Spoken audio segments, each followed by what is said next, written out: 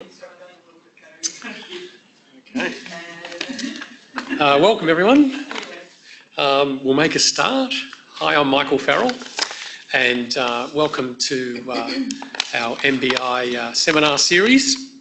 I'll take this opportunity to give you a heads up. Our next speaker in a month's time will be Ian Harding, who's a NHMRC, early career research fellow here at the Monash Institute of Cognitive and Clinical Neurosciences, as well as Monash Biomedical Imaging, and he'll be talking to us about neuroinflammation and neurodegenerative diseases.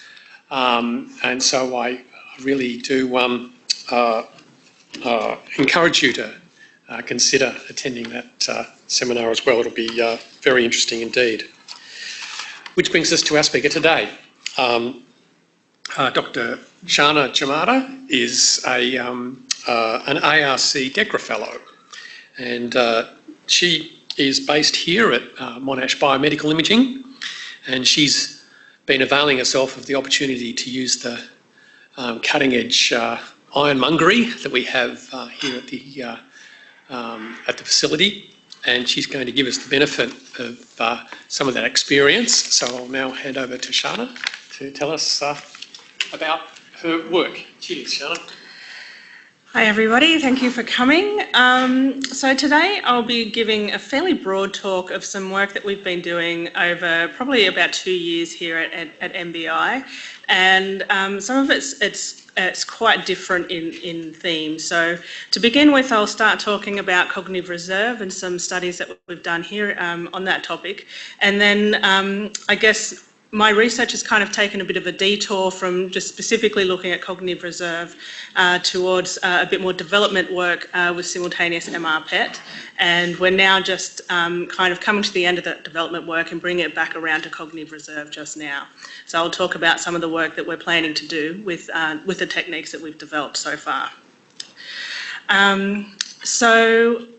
Just a caveat, at the moment, I wouldn't say that I've got really strong answers on either cognitive reserve or the best way to run MR-PET. Today's talk is really just more about my evolving understanding of the best ways that we can measure these things in the human brain. So cognitive decline is considered an inevitable consequence of the ageing process, but I think that all of us recognise that there's great variability in the way that people age. So if you were to take, say, two people who are aged 75, one of those people might be doing very well, living in the community and is highly independent, whereas another person at the same age would have a loss of independence and may be living in a nursing home or assisted living facility. So I'm interested in how some people are able to maintain cognitive function even into advanced age, and a lot of the time even in the presence of significant age-related brain changes. So I'm interested in understanding what are the earliest indicators of these brain changes, so that then we might be able to target these effects to help all older people live longer and higher quality of lives. So, as I just alluded to, many studies show that people with intact cognitive function actually show some of the same neural signatures of age-related decline as people who are not functioning very well. So, cortical thinning is quite common, white matter injury, protein deposition, and so forth. And what you'll often find is if you were to take two human brains that are showing presence of age-related neurodegeneration, you wouldn't be able to actually tell just by looking at them which of those people who is living independently and which of those is living in a nursing home.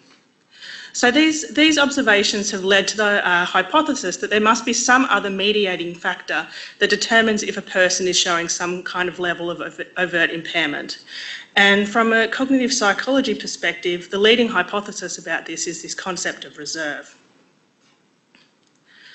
So very broadly speaking, the definition of reserve is that it's the mind's resilience to damage to the brain. And so reserve is an umbrella term that encapsulates a number of processes. And for today's purposes, I'll distinguish between cognitive reserve and brain reserve. So you can think about brain reserve as kind of being like the hardware. It's the structural integrity, the functional integrity, and the way that energy and neurotransmitters are used. On the other hand, cognitive reserve is kind of like the software. So it's how you're using that hardware. And so there's a number of examples of how cognitive reserve is implemented in the brain. And two of the main processes are these ideas of compensation and neural efficiency. So compensation is this idea that you might have changes in your brain, but you can change the way that you use the brain in order to maintain your cognitive function. Whereas neural efficiency is the idea that we all have, I guess, similar brain resources, but the way that we use them might be different between individuals. So some people might have a more efficient use of the brain at baseline compared to somebody else. So today's talk, I'll focus mostly on compensation and how we can measure energy use of the brain. So many healthy older people show a similar level of cognitive task performance as healthy younger adults. And numerous fMRI studies have shown that this intact behavioural performance is usually accompanied by increased brain activity in older adults compared to younger adults. And so this can be evident in two different patterns. So if we take this example of a task-related activity in a young person here, an older person might recruit an additional region that's not also engaged by younger people, or they might recruit the same regions to a greater extent than the younger people. And so these two patterns of activity in older people here has quite often been interpreted as a compensatory response. And it's interesting that this sort of response is not just seen in healthy ageing, it's actually seen across many psychiatric and neurodegenerative conditions. So for example, my first interest in compensation came out from a study that I did during my thesis in schizophrenia. So yeah, the question remains, however, whether or not this additional activity that we see here is actually compensation, or is it evidence of some other sort of change in the brain with age?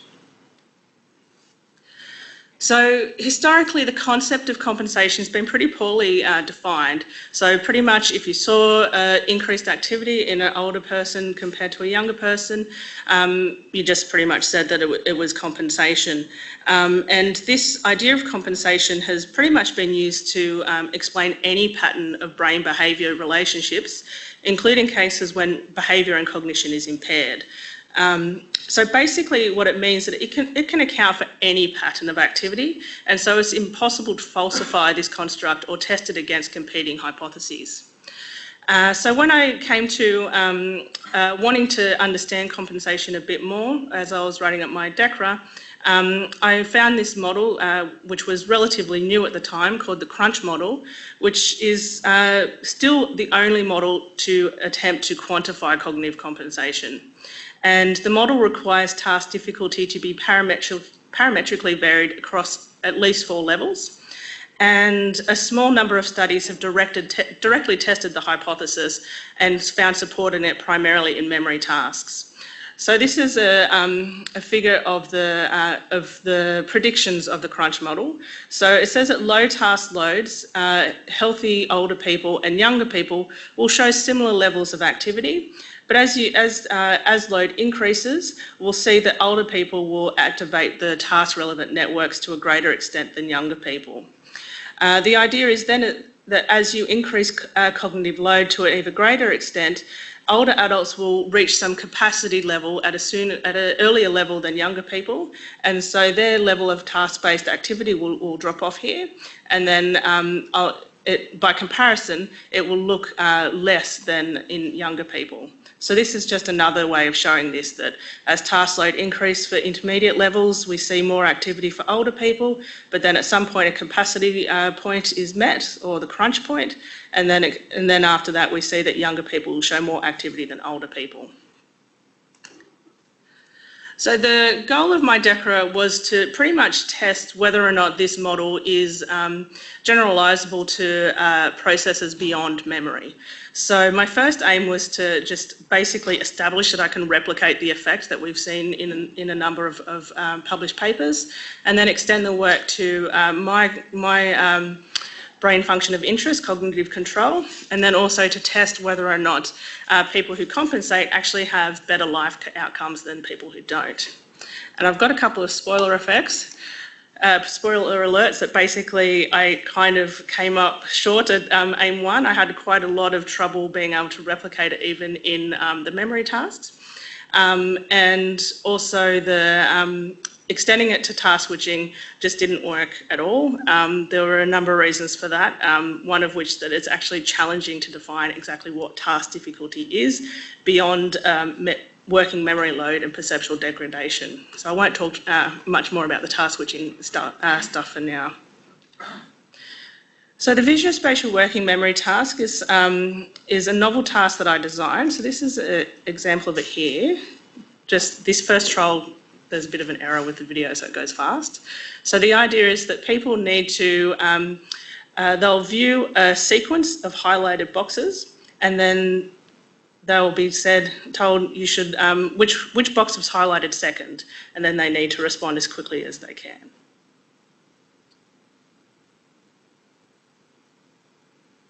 So, yeah, there we go.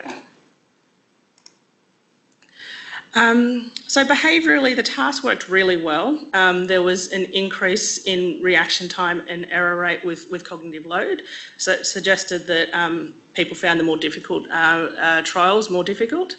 And we also saw pretty much an effect that you see very commonly in the literature, that older people showed an overall increase in reaction time and error rate compared to younger people, but that the effect of task difficulty didn't differ between the two groups. So there was no group by difficulty interaction. So this basically is consistent with the Crunch model that older people had intact behaviour on this task. But when we look at the group by difficulty interaction, as you can see here, when we look at it in a bit more detail, what the Crunch model predicts is that at low loads, older people should show more activity than younger people, whereas the opposite effect should be seen at high loads. And you can see here that almost uniformly across all ROIs, we actually see the exact opposite effect than that predicted by the Crunch model. Yes? The level of difficulty is the number of box in the sequence, is that right, in the first and second and third? Yeah, so the question was about how difficulty was manipulated. So at low levels, you had to maintain two highlighted boxes in memory, whereas at high loads, it was 5 highlighted boxes. So 2 versus 5 items, 2, 3, 4, 5, yeah.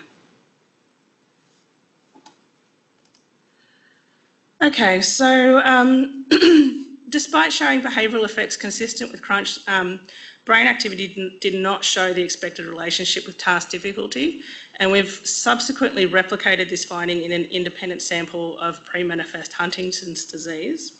And this was quite surprising to us, and we were a little bit worried that possibly, we'd done something wrong with our task design and so forth. But what we were surprised to find is that despite being very influential in the literature, there are actually only five or so studies that have explicitly tested the model predictions of the Crunch model. So there are numerous other studies that say that they're consistent with the Crunch model, but generally speaking, they don't manipulate task difficulty over the required number of levels, or they've used other methods that are not easily reconcilable with the hypotheses derived from fMRI methods. I must admit that kind of at this point in time when we got these results out, I was a little bit worried, but also my interest started to shift a little bit more away from just specifically testing hypotheses about certain models of compensation towards more characterising what brings about the compensatory response. And so at the moment, I don't really have any answers for alternative models for defining compensation. I do think that it still exists, that what we're seeing is compensation, but I don't think that the crunch model adequately can explain the effects that we're seeing. So at that point, I'm going to shift gears a bit dramatically and start looking at how we can measure dynamic changes in metabolic efficiency using simultaneous MR-PET. So we know that the brain relies upon a stable and reliable energy source, and we also know that that the stability and reliability of the energy source declines with age, particularly in the frontal cortex. How this relates to dynamic changes in brain function, as we measure with BOLD-fMRI, is unknown. And new evidence, specifically from Huntington's disease actually, suggests that changes in the cerebral metabolic rate of glucose could be one of the earliest signs of neural decline, that's evident before changes in either brain structure or function or cognition. And down the bottom here, I've just got a bit of an illustration for how all these effects might be related. So across time, we might see that the metabolic efficiency of the brain starts to decrease earlier than changes in the structural and functional integrity of the brain. And these gradients here are supposed to illustrate the fact that it's not an all or one shift, that these kind of changes accumulate over time. And as these changes in the brain are occurring, that there's a decline in both brain and cognitive reserve, and that cognitive reserve can kind of keep us functioning a bit higher than what we otherwise might be able to for a certain period of time, until that starts to fall off, and then we have a detectable cognitive decline, difficulty in carrying out day-to-day activities, and loss of independence as brain damage, brain injury accumulates. So glucose metabolism in the human brain is commonly measured using FDG-PET, and standard FDG-PET protocols use the Bolus method. And so essentially, if you acquire a standard FDG scan, then you have a temporal resolution of about 30 to 40 minutes. We acquire one data point across the entire scan. However, the development of the simultaneous MR-PET scanners, as well as developments in how we can give the person the dose of radiotracer, has made it possible to not only acquire measures of both BOLD-fMRI and FDG-PET at the same time, but also hopefully increase the temporal resolution of FDG-PET.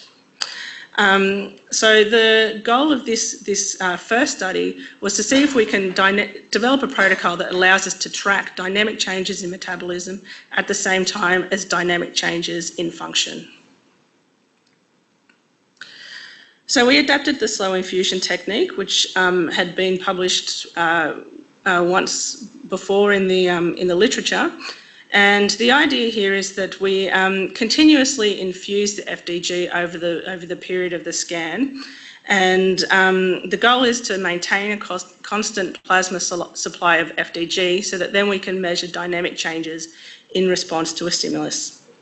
And like most developmental protocols in cognitive neuroscience, we used a flashing checkerboard stimulus like that. And essentially our subjects lied in the scanner for 90 to 95 minutes viewing this beautiful checkerboard over the course of that time. So we had 10 subjects. We had a constant infusion of our FDG over 90 minutes. And the novelty of this is really in how we designed the experiment to collect our data. So we figured that right at the beginning, for approximately 20 to 30 minutes, we'd probably have pretty low PET signal. So we kind of smushed all of our non-functional scans here in the first 20 minutes before starting to turn on and off the checkerboard in order to get both FDG and BOLD contrast.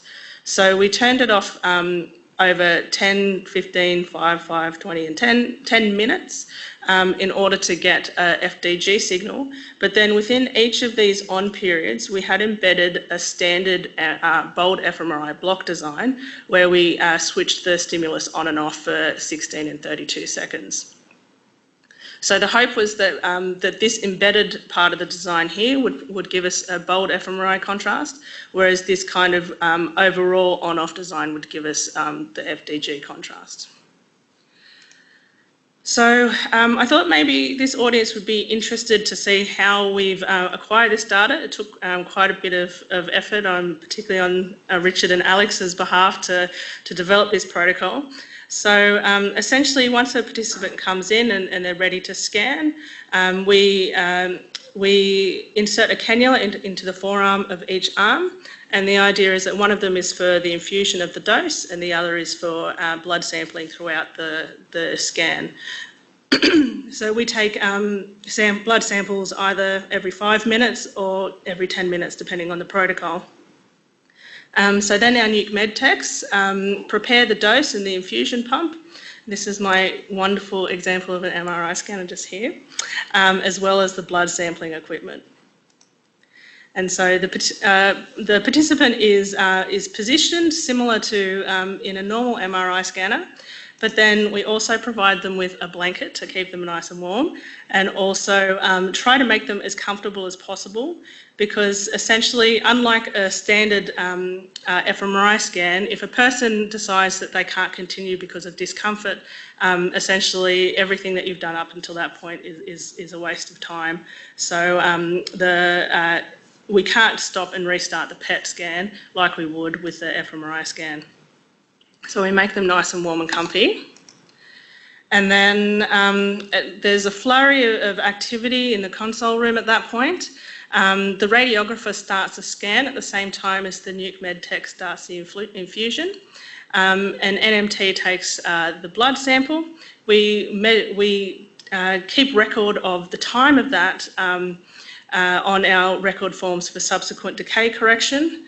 The NMT then runs the sample out to a lab tech that we have at the back of the scanner, who spins the bloods and takes plasma counts. The researcher is busy writing times throughout the entire course of it, but also controlling the stimulus. And so because we do blood samples every 5 to 10 minutes, then this happens quite a few times throughout the scan. So it's actually very researcher intensive, this protocol, I guess. Yeah, so... doesn't look like Alex, I must say. No. Yeah, or Richard just here. Yeah. So basically we need at least 4 people running each experiment: a radiographer, a nuke med tech, a lab tech, and an experimenter. So it takes quite a bit of effort to acquire these scans. Okay, so the way that we analysed this data was, first off, we took each of the each of the data types separately and ran an independent component analysis on those data sets. So for those of you who don't know about independent component analysis, it's just a way of breaking down the data into its component parts. And so what we were interested in, because we're looking at checkerboard, was the visual cortex, so what's being active by the task. And so at this first level analysis, you can see here that we've got an expected pattern of activity in our BOLD-fMRI, which is perhaps not unexpected, but it confirmed that our embedded design was successful in yielding bold contrast. And you can also see down here that we have quite a nice time course, particularly for the 2 long checkerboard blocks here. If we look at the static FDG map, so this is similar to as if we had just acquired it, say, using standard approaches with just 1 image per person. Then again, you can see that we've got activity in the visual cortex as expected. But then when we look at the dynamic PET, where we've got an image every 1 minute, you can see again that we do indeed have activity in the visual cortex. So while it's not that interesting that, hey, visual cortex lights up to a checkerboard, what is interesting is that our slow infusion technique and our embedded block design were successful in allowing us to dynamically track changes in glucose metabolism across the course of the experiment. As a second follow-up analysis, we then ran a joint ICA just on the two, on the dynamic and the BOLD-fMRI. And what this colourful plot here essentially just says is that at this threshold down here, that these two maps here are spatially similar. So basically, the spatial maps in the visual cortex are similar between the BOLD and the FDG. So the take-home message is that we can track a dynamic FDG signal in response to an external stimulus using our infusion approach and our novel experimental design. And so what I'm now doing is essentially tweaking the experimental design that we developed here so that we can start to look at more interesting cognitive processes like executive function. So our checkerboard study was an important first step to being able to use simultaneous MR PET to study task-based or exogenously stimulated brain activity. However, a large body of research is kind of shifting away from using tasks to understand brain activity towards using resting state paradigms. And the idea here is that resting state can give us an idea basically about like the intrinsic connectivity or the baseline of the brain, with the idea that if you have an impaired baseline, any additional activity in response to a task or external stimulus could be different because of changes in that baseline. So there's many hundreds, if not thousands, of resting state fMRI papers out there in the literature at the moment, and these papers have identified a number of robust networks that are temporally coherent across spatially distinct regions. So this example that I've got here is just the results of a meta-analysis that was conducted a couple of years ago showing the primary resting state networks. And so we were interested in understanding if similar networks are also identified using metabolic connectivity. So in this case, we had 28 subjects with a slightly higher dose, and we acquired 10 consecutive blocks of BOLD-fMRI with 95 minutes of resting state PET. Probably if we were to do this again, we would have just had one big long BOLD acquisition, but this was the idea, this is what we ran with at the time. To analyse the data, we thought, standard decompositions for fMRI usually are about 20 components. So we'll see how FDG compares at that number of components. And I will just give a caveat that we got the FDG components out yesterday, and I made the slides last night. So yeah, it's very, very new. Again, the BOLD-fMRI, probably not that interesting other than to say that we've got really beautiful BOLD-fMRI resting state networks. So those of you who are used to looking at these, I don't know, I think that they're really beautiful. And so particularly, I don't know, one of my favourites is this basal ganglia one, but my top favourites are always the dorsal attention and salience networks as well. And then here's the rest of our 20 components, including our noise components. So we've got a quite nice vein component, a white matter component here, as well as some other kind of more splotchy noise sorts of components that you often identify. In the PET, the first thing I think that you'll notice is that the spatial extent of the components is significantly smaller than what we see in the BOLD.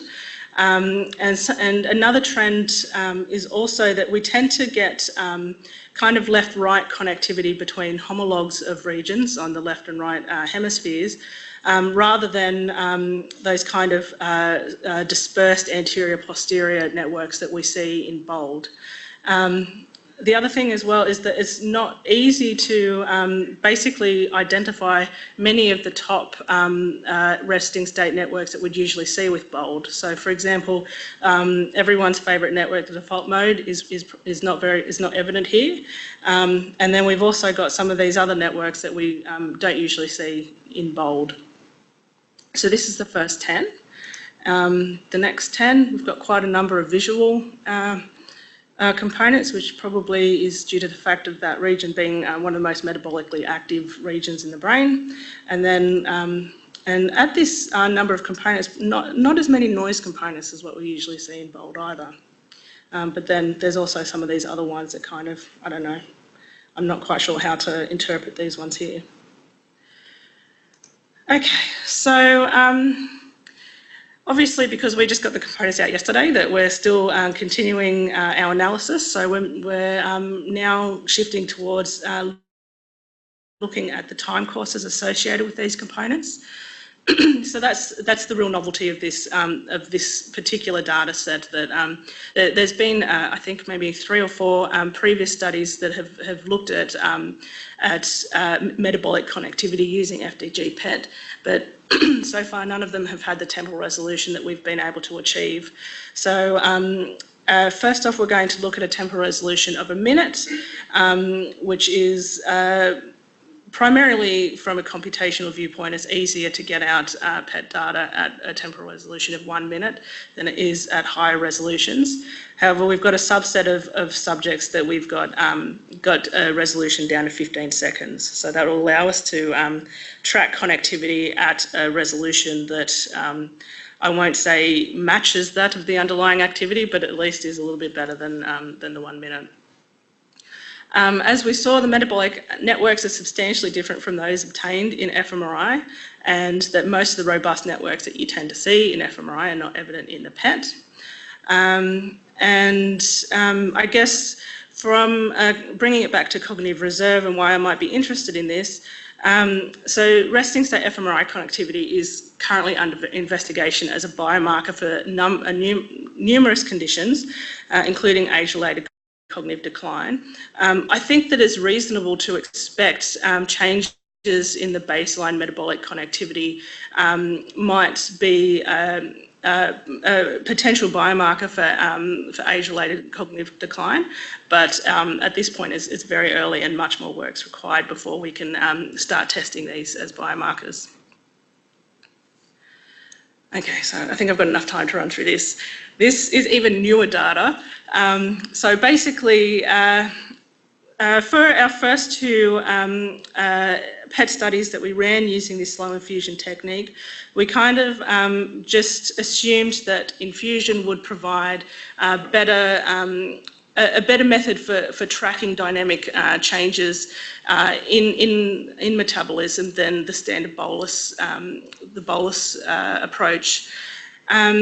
What we did find, however, is that we didn't reach what we'd call steady state in our infusion design. So this is basically the plasma radioactivity level in the first checkerboard study, and we're taking our functional scans here, and as you can see, there's great variability between individuals in their uptake, and also the uptake is still continuing even towards the end of the experiment. So what we wanted to know was whether or not we can essentially increase our signal at earlier time points here, as well as improve our signal here if we were to give a bit of a bolus of injection at the start of the experiment and then slowly infuse over the course of the experiment. Something else that we wanted to know is whether or not we can, if we are able to get the signal up and keep it up for a longer period of time, are we then able to reduce the temporal resolution of PET even more? I don't really have data to show for that so much. We were trying to get it down to 4 seconds, which, as you can imagine, standard is 45 minutes. Getting it down to 4 seconds could be potentially, very, very interesting. But at the moment, we don't have enough data to essentially support that. But what we have been testing is these bolus plus infusion protocols. So we've tested giving a 50% bolus versus a 50% infusion, and then we've also tested what's the signal if we infuse quickly, so over 26 minutes, or infuse the same amount slowly over 50 minutes. And then just as a comparison, we've looked at what happens if we give almost all of it, so say 75% of the dose as a bolus, and then look at the effect of infusing either fast or slow. This just adds another level of complexity to the acquisition protocol that I told you about before. And so it's meant that this data has actually been very, very challenging to acquire without anything going wrong. There's essentially probably a limited window of about a minute where if there is a delay of longer than a minute, maybe 5 minutes maximum, then essentially like the experiment is a fail. So there's very little room for error here. We've also simplified our experimental design over here for our stimulation protocol, where we instead of having those differing durations in on versus off for the PET, we just have a locked 10-minute protocol with 20 seconds on and off embedded within there. Okay, so I feel that at this point the most informative part of this data is the blood data. And so down here you can see I've got the 50-50 slow, the 50-50 fast, and the 75-25 fast. For the fast protocols, infusion is ending just here, whereas for the slow the slow protocol, the infusion is ending here. And by comparison, we're running the task but from time 0 up to 60 minutes. So the task is ending here. And so we don't have a great deal of data at this point, but what this is suggesting to me is that probably the 50-50 slow is the more successful protocol for getting our signal up quickly and maintaining it. It's interesting that the signal does, sorry, it's not the signal, it's the plasma radioactivity does seem to decrease quite visibly at the end of the infusion protocol. So it suggests that that we should run the infusion protocol for about the same length of time as we run the task. The other thing as well is that, I can't say this because there's a phone in the way, but that we should probably start the task around 5 minutes post-injection, because that's where our signal is the highest. I guess more needs to be done. So as you can see, again, there's quite a significant individual variability, particularly for this 75-25 fast one, where one subject's got quite a low response compared to another one. So more data is required. This is just our checkerboard response that you can see here, just by comparison. So you can see again, we do get up quite a bit quicker than what we did with just the infusion only. Okay, so this is super preliminary. So this is essentially a plot of Cohen's D for 3 subjects for the 50-50 fast protocol at a temporal resolution of 32 seconds. There's not a great deal to take from this other than that we seem to have our best task-based activity for some reason around block 4 for across subjects. I don't know why. I can't really tell you much more other than that, other than to say it's very much a work in progress. We do think that on the basis of the blood data that the bolus plus infusion protocol is probably better, and that we should infuse for as long as the task. However, at the individual level, the match between the FDG signal and the task design is quite poor. So we're still acquiring data and doing a lot more work on this to essentially optimise our data acquisition strategy. Okay, so back to cognitive reserve. What about cognitive reserve? Okay, so now that I'm hoping that this detour of my career is hopefully coming to an end, then I can start studying cognition like I'm actually interested in. So how am I going to use these new methods for understanding cognitive reserve? So I was hoping that, that we'd have a little bit of data to be able to show you for this. However, there's been some delays in being able to start up our study. But what I want to be able to do is essentially run a more comprehensive acquisition in order to get an idea of how each of these factors interact to bring about a person's current cognitive state. And so we're taking a number of measures in this study. A number of cognitive and psychosocial measures, including educational and occupational attainment, sleep, social support, vascular fitness, diet and exercise, and hearing. So all these factors here are known to have a very significant impact in a person's cognitive reserve. We're taking a measure of compensation using a task that I'll show you in just a second. Measures of neural efficiency that we can get from resting state activity, and structure and metabolism. I just left this neurotransmitter thing here because it makes the plot look nice, but at this point, that's a future direction. I'm not actually studying this. So we've got a very comprehensive cognitive and psychosocial battery, including some reserve metrics, a short IQ test, education, and the Cognitive Reserve Index questionnaire.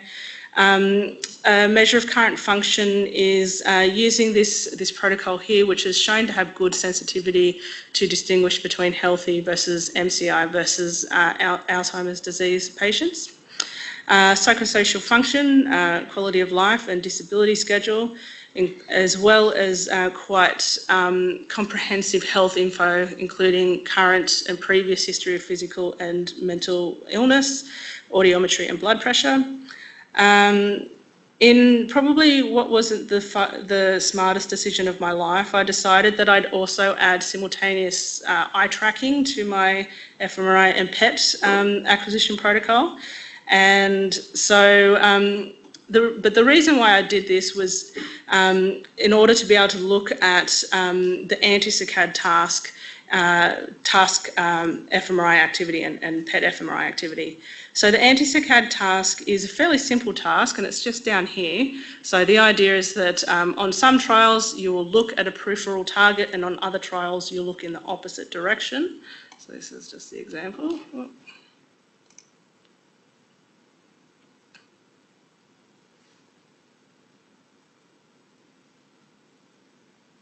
So the idea is that you shouldn't look at this dot, you should look over here.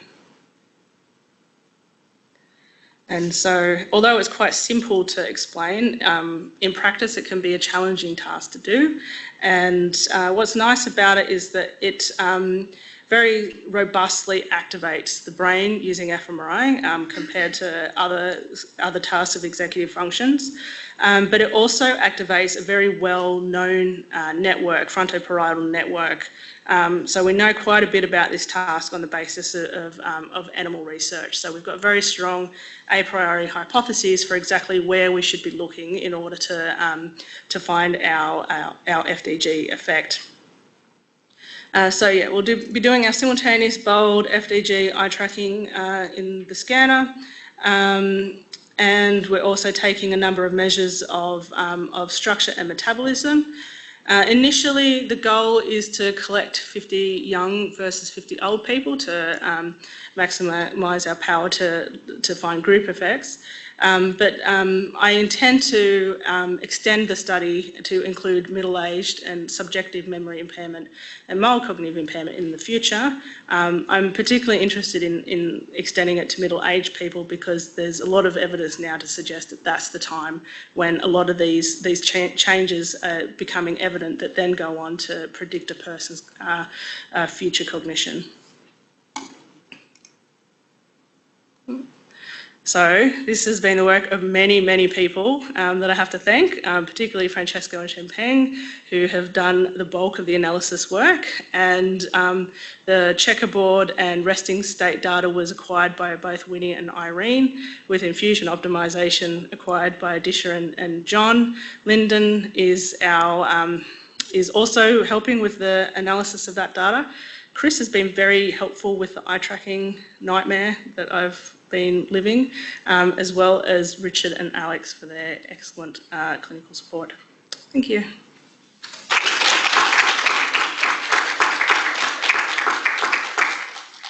Questions? Yep, Mike. Do you try and normalise glucose at all through fasting or any other mechanisms? Yep, so the question was about normalising glucose across subjects.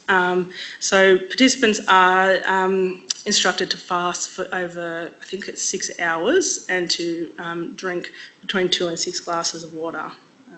Yeah. Yep, Adil? Regarding compensation, so you were thinking about the alternative models that we can look into. So we have been working on track 1 actually, which is a project about looking at functional compensation in the manifest HD patients. So probably it's worth a look. We recently published few papers in that space where we have proposed graphical model to measure and test compensation in HD specifically. Okay. So, yeah. Cool. That might be one alternative. Great, yeah, it'd be great to talk. Just for people who are on Zoom or on the recording, it was just a response, a comment that an alternative model has been developed in Huntington's disease for the track on, was it on? Track on? Yeah. Study that we can follow up on. Thanks. There was another thing about, we looked at but actually, if you want to take the microphone, Michael, and that way, is it really notice on Zoom or Yeah, so another, so when you showed ICA components for BOLD and FDG-PET, so there was less of a agreement between them. So my first thought would be that to use fewer components. So for FDG-PET, you actually use 20 components, which seems to be too much. So I agree entirely. I really do think that that's exactly what the data is showing. It's 20 so probably the default is 20, but that's been, I'm not sure you're using GIFT or the Melodic, whichever software you're using, they are basically for fMRI. So, so you might have to tweak around maybe using I agree 10. entirely. Yeah. Actually, I have a question, Sharna. When you were showing earlier on the degree to which parametric manipulation of the task difficulty influenced performance, which it clearly did, and then the absence of the expected interaction between old and young. But just focusing on the young, was there evidence that the BOLD signal itself was showing that parametric behaviour? I don't think it did, right? I think that there was, see if I can... So fundamentally, task difficulty wasn't associated with an appreciable increase in BOLD signal? Take a look at those ROIs. It wasn't as clear as what you would hope, I guess, is the... across all ROIs. So some of them, I think, did show kind of an effect that you'd be hoping to see. So inferior frontal gyrus, precentral gyrus, down here, but then some of the other ones were, again. I'm just looking at where the 0 is too. So in those instances where you had a more obvious line going up the hill, in many instances that was because at lower levels of complexity the signal was actually going backwards. Okay.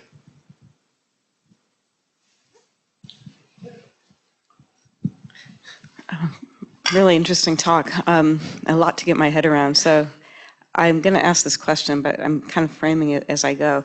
We've just attended the Australian Dementia Forum up in Sydney, and one of the interesting things was a series of presentations where they were sort of deconstructing the pathology associated with both aging and dementia, different forms of dementia, distinguishing between tau, amyloid, and vascular elements of brain pathology, and showing that that the relationship between cognitive function and those pathological components varied across the age range. That middle age, as you said, was quite predictive of whether people were going to get demented, but that people who were older sometimes had really heavy amyloid loads without much vascular pathology, and then normal cognition. So anyway, I guess the point is that, that there's this emerging kind of complex picture of these different types of pathology interacting with cognitive function across the age range, especially from middle age to old age. So the reason I thought your presentation was so interesting is because I think potentially this combination of MR and PET, maybe it's still far down the road, but using different types of imaging, different types of ligands might be able to help to separate and clarify this relationship. So I guess what I'm wanting to ask is, what is the potential for that combination to be able to, use different ligands and try and look at tau, amyloid, and then potentially separately with the MR looking at vascular pathology to help to put that picture together. It's a lot to get my head around what you've already presented, but maybe you can comment on that. It's sometimes like when you like listening about just how multifactorial a lot of these conditions obviously are, and that there's so many probably effects that are probably small on their own, but then interact and become additive and all that sort of stuff. It's hard to kind of think, God, how are we going to chip away at this mountain? And I guess we're both proponents of multimodal imaging with the hope that by acquiring lots of data, particularly simultaneously, that then we can start looking at how these all of these factors are interacting to kind of to give us the bigger picture, right? The person standing in front of us. So yeah, I think that this is really like a small but important first step towards being able to do this. We also have another study where we're acquiring amyloid imaging at the same time as BOLD, and also in those same subjects acquiring FDG and BOLD at the same time, so that then we can start to look at the relationship between protein and metabolism and oxygenation using BOLD. But yeah, it's still early days, but I'm hopeful that this will, help us with this.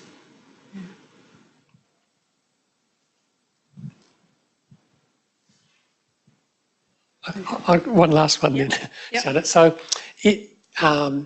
at the conclusion, you provided us with a model to think about how this multimodal imaging can be utilised to address the type of questions that you were just referring to then. And I'm just curious about, what's your dependent variable in a way. So presumably that each of these modalities can be used to try and predict variance in reserve, but how is reserve likely to be operationalised? That's again, it can be challenging and differs according to who you ask, really. If you just go by what's in the literature, most people use educational attainment as the proxy for cognitive reserve. But obviously that's, I personally hate that method, but it's also a very simple and has turned out to be quite useful metric of reserve. There's so many different ways to measure it. I guess some people argue that that IQ can be a gold standard measure of it, but again, that is also fraught. Is better suited to some individuals than others. So that's why I've kind of taken a different, well, I guess an approach where I'm just kind of acquiring lots of data.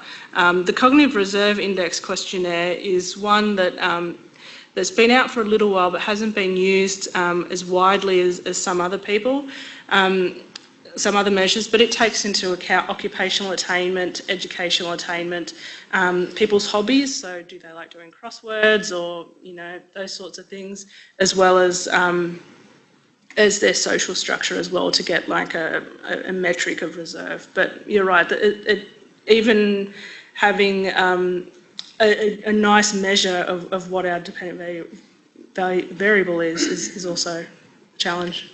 Yeah. Thanks. So, Sharna, just thinking about this this future direction study that you mentioned, at the moment, I guess it looks like there's a collection of data, as you said, imaging simultaneous with the anti-saccade task, and then these other psychosocial measures. Do you have at the moment a set of specific hypotheses that would explain, for example, the relationship between the fMRI signal versus the underlying PET metabolism that might explain an element of the psychosocial battery? Or do you think it's more useful to just have a, if you like, a data-driven approach in the first instance to try and see what relationships might exist between this battery and then the various measures of brain structure or function or metabolism? I guess probably in the first instance, and I'll be looking at like running a small pilot initially. In the first instance, I'd hypothesise that changes, bold changes in response to the task will also be accompanied by metabolic changes within that same network.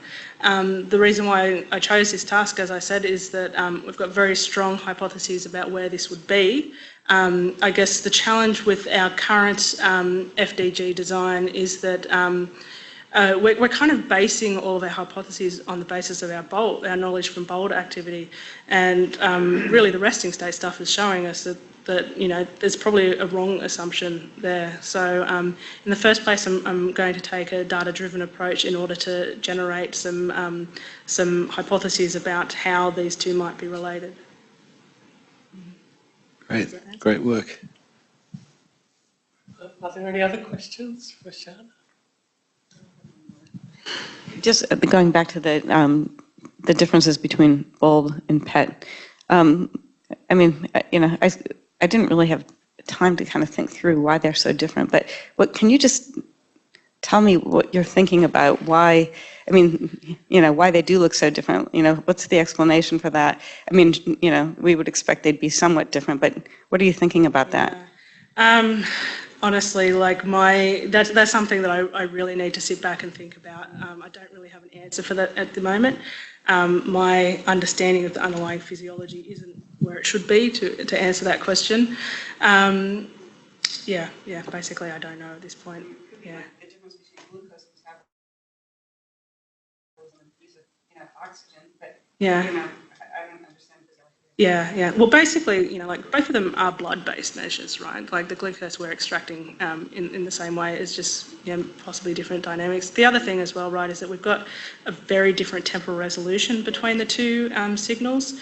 Possibly if we are successful in getting the FDG signal down as low as we'd like, then maybe the differences will start to go away. Spatial resolution differences as well? There are spatial resolution differences, but we can kind of, I guess, downsample the BOLD to kind of match the FDG as well. Just on that point, you could take sort of the dog and manger view, which is that resting state fMRI just all spurious correlations. The real stuff happening is metabolism. Yes. So reframe it that that's like the gold standard. And maybe there's questions about, you know, whether this protocol and the various range of equilibrium is appropriate or sufficient. But if you take that as like, that's really what we're seeing as metabolic changes. What the hell is all this BOLD MRI? I guess to But I suppose though, if you can acquire the FDG information dynamically, then you could revisit paradigms that produce a parametric change in BOLD signal change. Is there a similar increase in the metabolic demands under those circumstances, which is, you know, probably not a bad proposition to test, and presumably has been by someone. Maybe not, because dynamic PET being what it is. Yeah. Okay. Okay. I think it just remains to thank Sharna. Thank you.